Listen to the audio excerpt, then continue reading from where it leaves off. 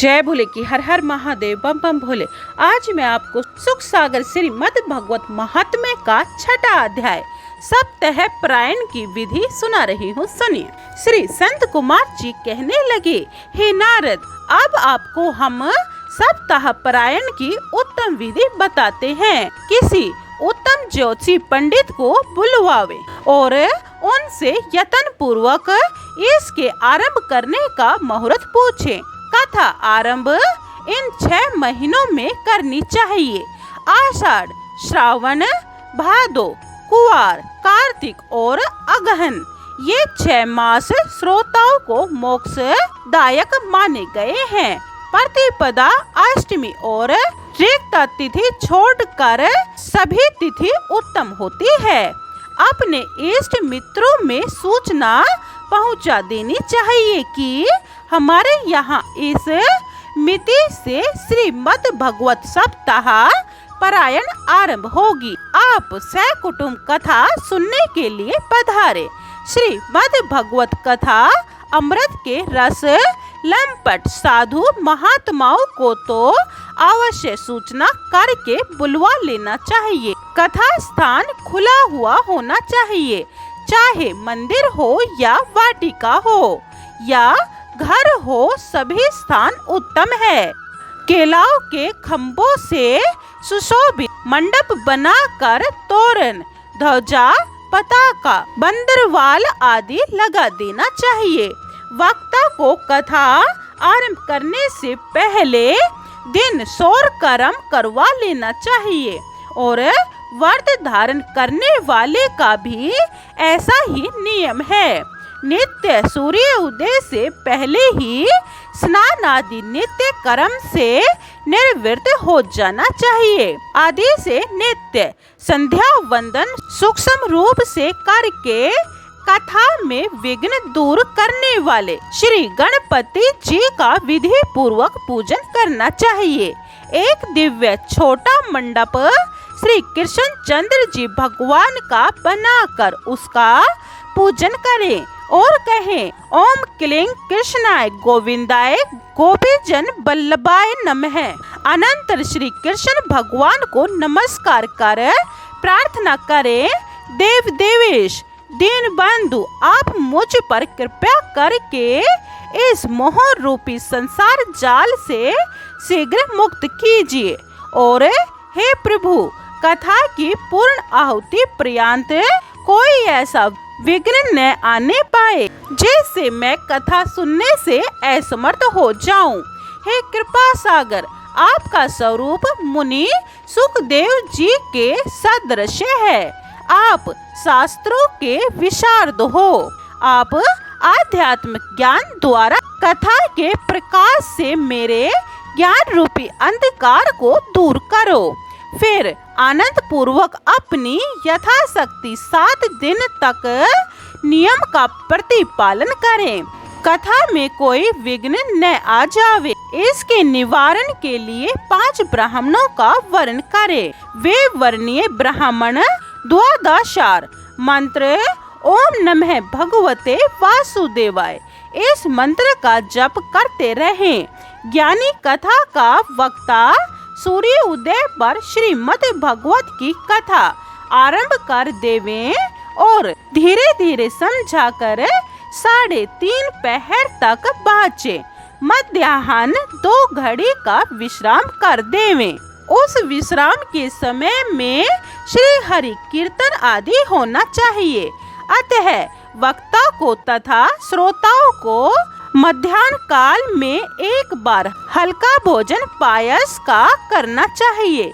यदि शारीरिक शक्ति होवे तो निराहार 7 दिन तक व्रत धारण कर लेना चाहिए अथवा घी दूध पी कर रहना चाहिए या फलहार से रहे अथवा एक बार भोजन कर ले। ब्रह्मचर्य पालन करना चाहिए। भूमि पर सोना, पत्तलों में ही भोजन करना और कथा समाप्त होने पर नित्य प्रति आहार करना, यह श्रोताओं को नियम पालना चाहिए। दुष्ट अन्न तथा बासी अन्न आदि त्याग कर देना चाहिए। काम, क्रोध, मद, मान, मत्सर, लोभ, दंभ, मोह, द्वेष का कथा का व्रती दूर से ही त्यागन कर देवें। कथा का व्रती वेद, वैष्णव, ब्राह्मण, गुरु, गोभक्त तथा स्त्री, राजकुमार और महापुरुषों की निंदा त्याग देवे और रजसुला स्त्री, चंडाल, पतित, मलेच्छ, ब्राह्मण द्वेषी, वेद ब्राह्मण पुरुषों से कदापि बातचीत न करे। निर्धन, क्षय रोग, निर्भाग्य, पाप कर्म, संतानहीन और मुक्ति का इच्छुक इस पावनी कथा को सुने। जो स्त्री कभी रजसुला न हुई हो, केवल एक बार ही बालक हुआ हो और जिसके बालक कभी भी जीवित न रहते हो, जिसका आधान गिर पड़ता हो, वह स्त्री भी यत्न से इस कथा को सुने। इस कथा का नियम केवल 7 दिन का ही है और कहे गए नियम अनुसार जो कथा सुन पाएगा वह प्राणी अवश्य यज्ञ का फल प्राप्त करेगा। निष्काम भक्त तो परम गति को ही प्राप्त होते हैं। इस सप्ताह यज्ञ की समाप्ति पर श्रोताओं के द्वारा वक्ता की और ग्रंथों की पूजा भावना युक्त करनी चाहिए। भोग, प्रसाद, मेवा, तुलसी दल, फूल माला सुनने वालों को देनी चाहिए। कथा के अंत में विरक्त श्री गीता जी का पाठ किसी पंडित से करवावें या स्वयं करें। इसके पश्चात बाहर ब्राह्मणों को खीर के सात्विक भोजन करावे। यह विधि समस्त दुष्टर पापियों को दूर कर देती है। यह कथा कभी कामनाओं की सिद्धि करती है। सनकादिक बोले, हे नारद, तुम्हें सप्ताह श्रवण विधि सब सुना दी, अब और क्या सुनना चाहते हो? श्रीमद् भगवत कथा से भोग व मोक्ष दोनों ही अपने वशीभूत हो जाते हैं। सूत जी बोले, हे सोनक, इसी प्रकार कहकर सोनक आदि चारों कुमारों ने सप्ताह परायण नियम अनुसार संपूर्ण पाप हरने वाली कल्याणकारिणी श्रीमद् भगवत कथा सुनाई और समस्त श्रोताओं ने भक्ति पूर्वक सुनी। अंतर श्रीमन नारायण भगवान की स्तुति की। ज्ञान वैराग्य तरुण होकर बड़े आनंद को प्राप्त हो रहे थे। नारद मुनि बोले, हे करुणा सिंधु, आज मैं धन्य हूँ। आपके द्वारा परम पावनी कथा सुनकर मैं निर्भय हो गया हूँ। सूत जी बोले, हे सोनक, वैष्णव श्रेष्ठ मुनि नारद जी इस प्रकार के भाषण कर रहे थे कि इतने ही में कहीं से घूमते घूमते योगेश्वर श्री सुखदेव जी चले आए।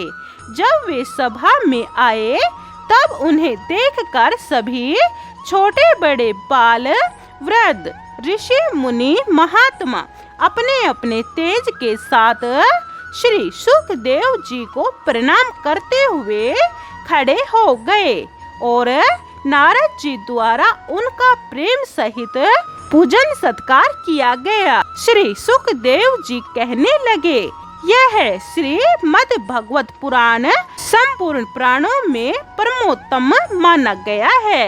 वेद स्वरूप कल्प वृक्ष से निकला हुआ और सुखदेव जी रूपी तोता स्वरूप से मेरे द्वारा आस्वादन किया गया अधिक मीठे रसों का भंडार, यह श्रीमद् भगवत रूपी उत्तम फल है। इसको रसों का सार जानकर हे वैष्णव आप बार बार पीजिए। जिस फल में कुछ भी कहने योग्य दोष नहीं दिखता, जिसमें मेरे पिता व्यास जी निरंतर श्री कृष्ण चंद्र जी का दर्शन किया करते थे और अपने ही द्वारा रचित गाथा का सुधा संपान किया करते थे, उन्हीं की कृपा से आज मैं भी इतनी उच्च गति को प्राप्त हुआ हूँ और निरंतर इसी के ही पाठ से अपना जीवन सफल करता रहता हूँ। जिन्होंने जिसका केवल सहारा लिया है, उन्हें अन्य किसी अच्छे साधन के ढूंढने की आवश्यकता नहीं पड़ती। इस रस के लिए महात्मा गण तरसते रहते हैं, अतः इसको कभी भी न त्याग कर निरंतर इस सुधा रस का पान करना चाहिए। सूत जी बोले, इस प्रकार से श्री सुखदेव जी की प्रेम भरी मनोहर वाणी को सुनते सुनते भगवान श्री द्वारिकाधीश भक्त हितकारी श्री कृष्णचंद्र जी अत्यंत प्रसन्न होकर सभा में प्रकट हुए। साथ में उनके प्रहलाद, ध्रुव, उद्धव, अर्जुन आदि भक्तगण भी थे। इस आश्चर्य को देखकर सभी प्रसन्न हुए, उनका अभिवादन करने लगे और प्रसन्न होकर नाचते हुए हरि कीर्तन करने लगे। भक्त प्रहलाद खड़ताले, उद्धव जी मजीद, नारद मुनि वीणा और इंद्रदेव मृदंग बजाने लगे और अर्जुन दिव्य राग बजाने लगे। संत कुमार जय जय ध्वनि करने लगे। वहाँ पर भक्त ज्ञान वैराग्य का भी नृत्य होने लगा। इस तरह का अलौकिक कीर्तन देखकर भगवान यदुनाथ प्रसन्न होकर भक्तों से कहने लगे, मैं तुम्हारी भक्ति से प्रसन्न हूँ, अतः वर मांगिए। यह सुनकर भक्तगण कहने लगे, हे प्रभु, आप हमें यही वरदान दें कि जहाँ पर सप्ताह परायण होवे, वहाँ पर सब पार्षदों सहित जरूर पधारा करे। भक्तों की इस तरह से भावना भरी वाणी सुनकर भगवान बोले, अच्छा, आपका मनोरथ सफल होगा। और तथास्तु कहते हुए वहीं पर अंतर्ध्यान हो गए। फिर सोनक जी ने पूछा, हे महामती सूत जी, कृपया आप यह भी बताइए कि सुखदेव जी ने राजा परीक्षित को, गोकर्ण देव जी ने धुंधकारी को और सनकादिक ने नारद मुनि को यह श्रीमद् भागवत की उत्तम कथा किस किस समय सुनाई थी, यह भी संदेह दूर कीजिए। सूत जी बोले, जब भगवान श्री कृष्णचंद्र निज लोक को चले गए थे, तब उनके जाने के बाद कलयुग के 30 वर्ष से अधिक बीत जाने पर भादो सुधी नवमी को श्री सुखदेव जी ने राजा परीक्षित को यह कथा सुनाई थी। कलयुग के 2 वर्ष बीत जाने पर आषाढ़ सुदी नवमी को गोकर्ण जी ने यह कथा सुनाई और इसके पीछे कलयुग के और 30 वर्ष बीत जाने के बाद कार्तिक सुदी नवमी से सनकादिकों ने इस श्रीमद् भागवत की उत्तम कथा आरंभ की थी। हे सोनक, आपके सभी प्रश्नों का उत्तर मैंने दे दिया। इस कराल कलयुग में जो मनुष्य इस श्रीमद् भागवत की कथा सुनते हैं, वे दूसरों को सुनाते हैं। वे बिना किसी अन्य प्रयास के ही भव बंधनों से छूटकर सीधे विष्णु लोक को जाते हैं। बोलो विष्णु भगवान की जय। आज हमारा सुख सागर श्रीमद् भागवत महात्म्य संपूर्ण हुआ। श्रीमद् भागवत का प्रथम स्कंद का प्रथम अध्याय पढ़ेंगे। बोलिए जय भोले की हर हर महादेव बम बम भोले। अगर आपको सुख सागर पूरी सुनी है तो यह चैनल सब्सक्राइब कर ले। जय भोले की हर हर महादेव बम बम भोले।